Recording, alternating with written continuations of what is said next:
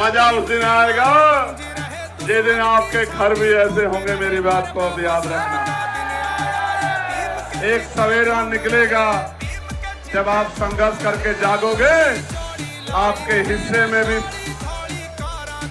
हिस्से में भी अधिकार आएंगे और झोपड़ी वाले जो गरीब हैं, कमजोर हैं, वो भी सम्मान का जीवन प्राप्त करेंगे। ऐसी लड़ाई हम लोग लड़ेंगे। बहुत बहुत धन्यवाद।